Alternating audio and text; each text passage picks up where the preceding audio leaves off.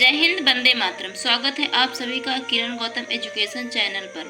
दोस्तों, आज की सुपर फास्ट स्मार्ट वीडियो में हमने कुछ क्वेश्चन बायोलॉजी के समाहित किए हैं और ये वो क्वेश्चन है जो सबसे ज़्यादा परीक्षाओं में ट्रेंडिंग में आते हैं। मुझे लगता है कि इस क्वेश्चन को 10 मिनट के अंदर पूरी व्याख्या के साथ आपको देखना चाहिए और अपने लेवल को भी यहाँ पर परखना चाहिए। पहला क्वेश्चन है, बिना रुके भोजन का पाचन प्रारंभ होता है। तो मैं आपको बता देती हूँ, भोजन को पचाने के लिए कहीं ना कहीं एंजाइम की ज़रूरत होती है और उसमें सबसे पहला पॉइंट आता है, भोजन का पाचन प्रारंभ होता है यकृत से, अग्नाशय से, अमाशय से, मुख से। तो दोस्तों, किससे प्रारंभ होता है? मुख से। किससे होता है? मुख से। याद ही रखना है कि जो माउथ है यानी कि मुख, इसमें होता है एक प्रकार का एंजाइम और उस एंजाइम का नाम क्या है, ये मैं आपसे पूछूंगी दूसरे क्वेश्चन में। देखिएगा, आप सभी जान गए हो पहले क्वेश्चन में कि जो मनुष्य का जो भोजन है वो प्रारंभ होता है, बचने का सिस्टम होता है वो मुख से होता है। और मुख में जो विद्यमान है लार में क्या है?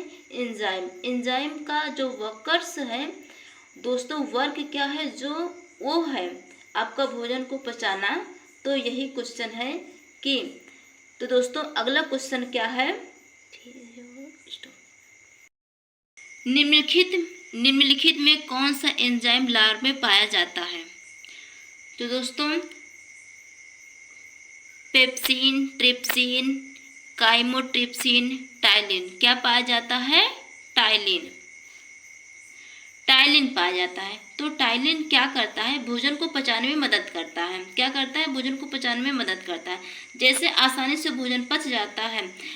और एक चीज़ मैं बता देती हूँ कि सबसे ज़्यादा भोजन जो है पाचन क्रिया जो रहती है वो छोटी आंत में रहती है, क्योंकि वहीं पर सबसे ज़्यादा जो है देर तक भोजन पचता है।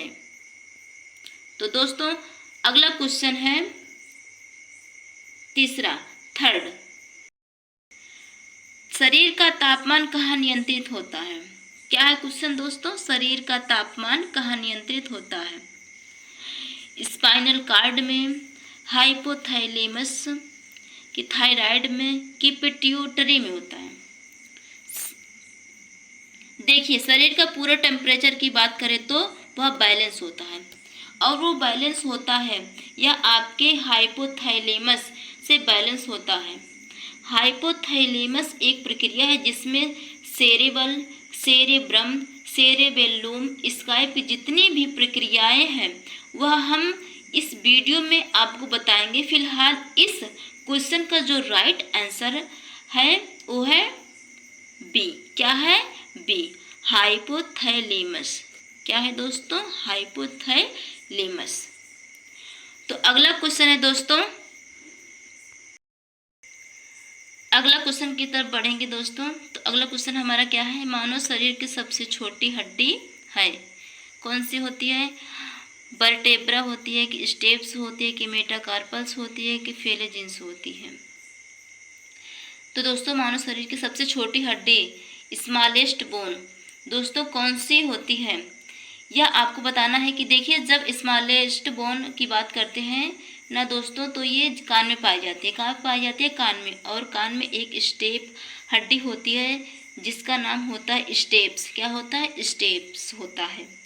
और एक चीज़ मैं आपको बता देती हूँ, ये कान में हड्डी जो होती है, इनमें हड्डियों की संख्या भी एग्जाम में पूछी जाती है।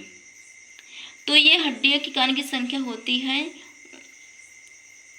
वो हड्डियों की संख्या होती है 3। एक कान में 3 हड्डी और दूसरे कान में 3 हड्डी होती है। तो ये कितनी हड्डी होती है? कुल ये 6 हड्डी होती हैं। अगला क्वेश्चन है क्वेश्चन नंबर 5, शरीर की सबसे बड़ी ग्रंथि कौन है? यकृत, अमाशय, लार ग्रंथि, थायराइड। शरीर की सबसे बड़ी ग्रंथि कौन सी होती है? देखिए, ग्रंथि के मामले में आपको कतई कतई नहीं भूलना है। ग्रंथि के मामलों में सबसे बड़ी जो ग्रंथि है वो है लीवर, जिसको यकृत कहा जाता है। यानी इस ऑप्शन में अगर लीवर की बात करें, लीवर क्या करता है कि मनुष्य के शरीर को यहाँ पर जितने भी हानिकारक तत्व हैं उनसे बचाता है। जितना भी भोजन अगर गलत तरीके से पहुँच जाता है वो लीवर ही झेल लेता है। इसलिए इसका राइट आंसर होगा यकृत। क्या होगा? यकृत होगा दोस्तों।